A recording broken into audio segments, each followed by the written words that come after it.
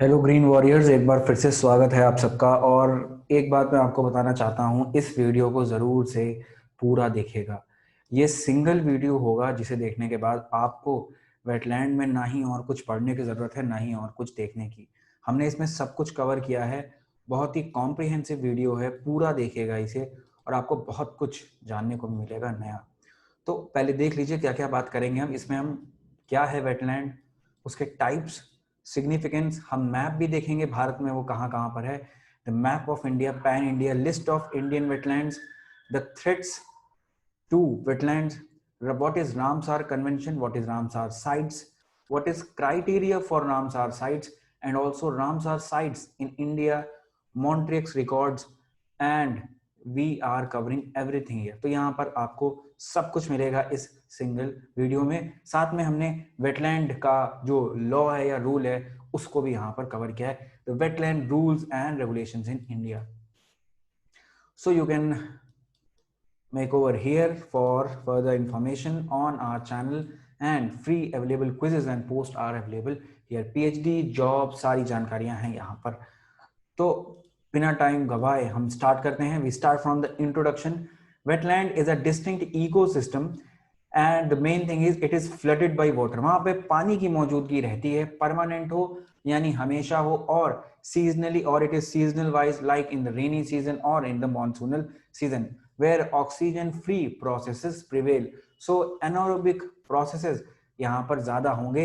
anaerobic processes are more prevalent in this area and the primary factor that distinguishes wetland from other land। कभी कभी wetland को पहचानने में दिक्कत होती है, तो वो एक खास चीज मैं आपको बता दूं, it has characteristic vegetation of aquatic plants adapted to the unique hydric soil. तो ध्यान रखिएगा, दे हैव, मतलब जो वहां पर आपको वेजिटेशन मिलेगा वो वहीं पर आपको मिलेगा, वो वहां की यूनिकनेस है, वहां के जो एनिमल्स हैं वो वहां के यूनिक होंगे। सो टाइप्स पर बात करते हैं, बहुत ही कम लोग टाइप्स जानते हैं, तो इसलिए हमने टाइप्स को भी यहाँ पे रखा है। So broader aspects has two types, inland wetland and coastal wetland. Inland का मतलब आप समझ ही रहे हैं, लैंड इन मतलब अंदर, तो लैंड के अंदर नहीं, लेकिन हाँ लैंड से जुड़ा हुआ एक छोटा सा हिस्सा जो नदी के किनारे या कोस्ट के किनारे ना हो, इसका मतलब ये। So these are of two types, natural and man-made। So natural had different types: oxbow, high altitude, river Rhine, waterlogged, and man-made has tank, pod, and waterlogged। So like कभी कभी ह्यूमंस की वजह से भी वहां पर पानी भर जाता है, तो वो ओकेजनली होता है। like sometimes we pour more than enough water in our agricultural land, then it is known as waterlogged। so this is a man-made inland wetland example। next comes our second type and this is the coastal wetland। coastal wetland में दो है, natural and man-made।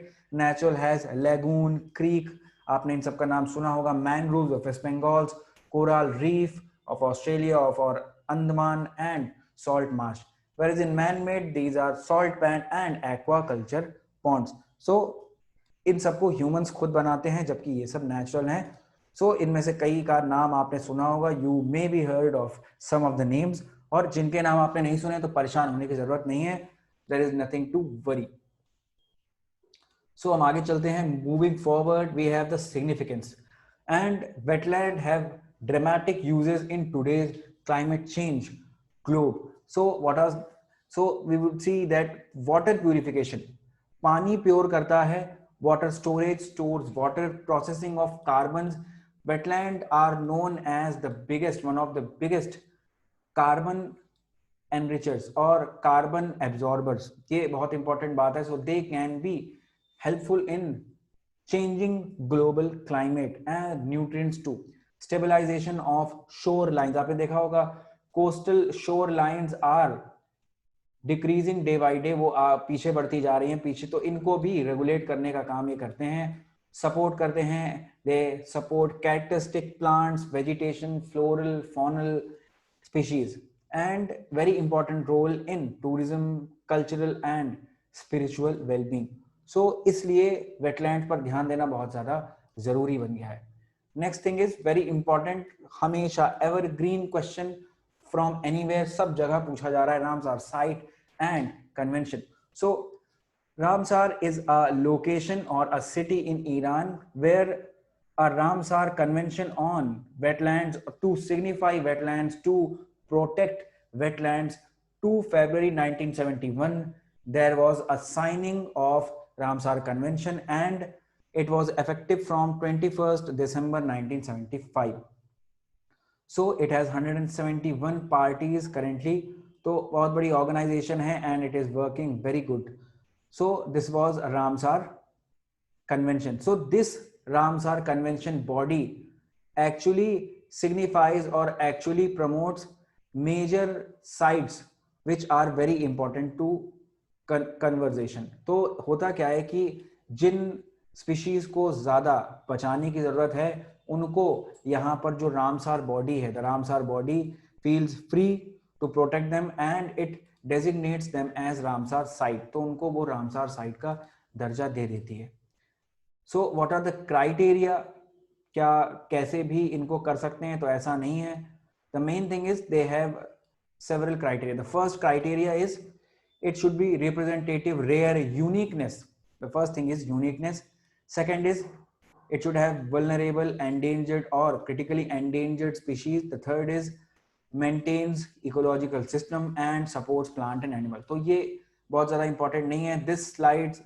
These four criteria are not much important as these four criteria. तो ये 4 criteria आपको ज़रूर ध्यान में रखने चाहिए. Criteria fifth is supports 20,000 or more water birds. तो इसको ध्यान में रखिएगा, very important. Next is supports 1% of individuals in a population of one species or subspecies of water. कम से कम 1% water bird या वो species वहां पर हों. Next is important source of food for fishes and supports 1% of the individual. तो ये दो जो हैं ये बहुत important है. These two और this also criteria 9, 5th and 6th are most important. ये ज़्यादा important हो जाते हैं, इनको आपको हर हाल में देखना है. बाकी आप ऐसे भी याद रख सकते हैं, rare हो, vegetation would be significant. So we have taken this from South Asian Network on Dams, Rivers and People, SANDRP. तो आप देखेंगे इनका मैप है. तो अभी भी यहाँ पर they have not updated this, I think, the map, because the Ramsar sites are 42 in number. तो आगे देखेंगे इसे. तो अब देखते हैं Ramsar sites in India which are 42 in number. So these are all the sites, Ashtamudi 20. तो अगर मैं इन सब के बारे में बात करूंगा it would take a lot of time, so you can download this from our Telegram channel in PDF. And we move to Montreux record, another important topic from the wetlands. So एक record है, ये एक is a resistor. तो देखिए ऐसा मत समझिएगा this is a common register which we buy from the stationery. Register means it keeps a record of the wetland sites on the list of Ramsar wetlands of international importance. ठीक है. So Ramsar sites is different from the Montreux record. Like Ramsar sites are very much in number, but Montreux has only 48 sites, and this includes only 2, that is कोयला देव national park in Rajasthan and Loktak lake.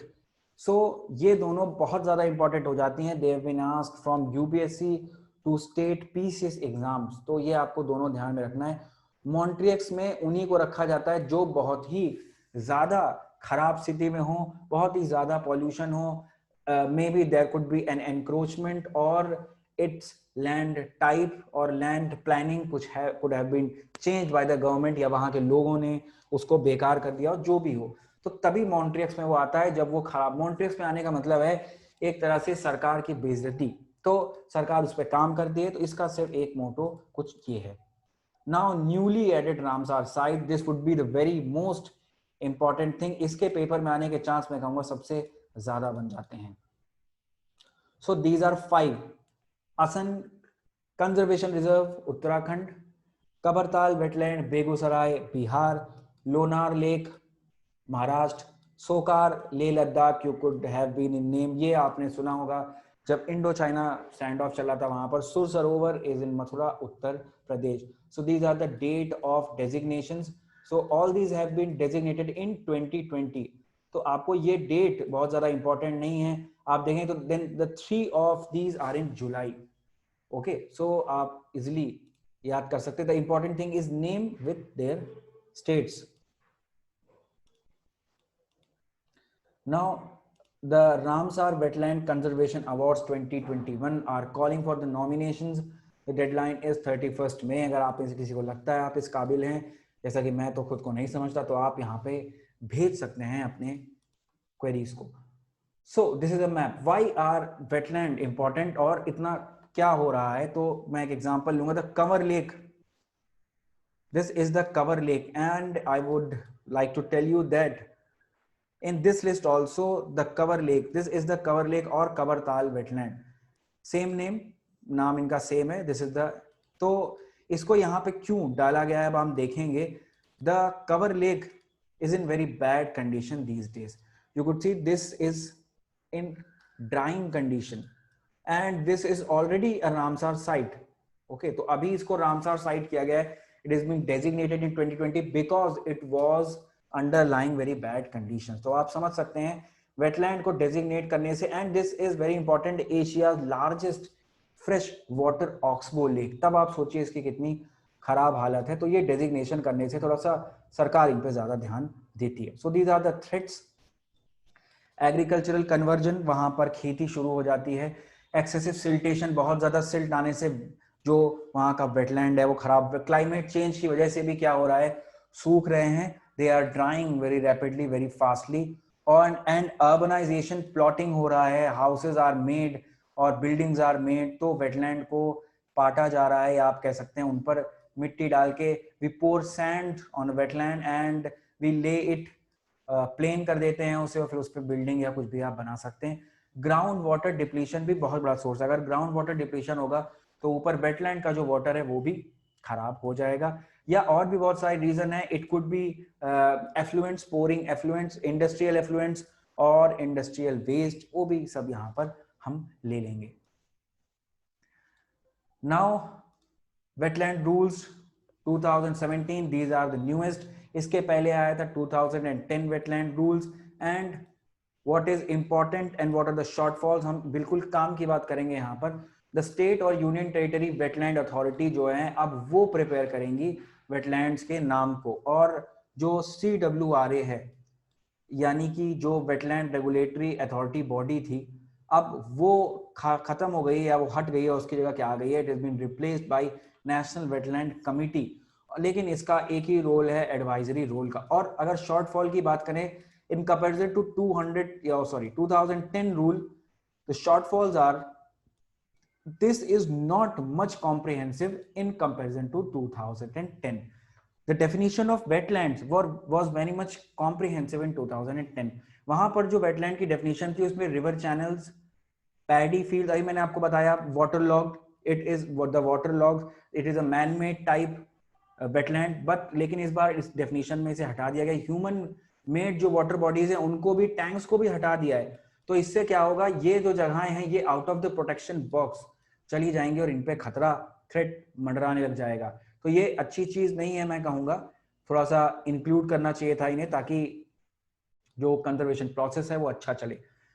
ये एक और बात है, older provision क्या था, अगर आपको वेटलैंड में या ऐसा कुछ प्रॉब्लम है, then you could appeal in the national green tribunal which is the apex court for environment in India. लेकिन अब इस बार क्या किया है 2017 में, you could not appeal to the NGT. तो ये कुछ अच्छी चीजें होती हैं तो कुछ बुरी चीजें होती हैं साथ में. सो हमें लगता है आपको वेटलैंड के बारे में बहुत सी जानकारी मिली होगी. And if you like this, please subscribe our channel and share this video too. Thank you and have a nice day.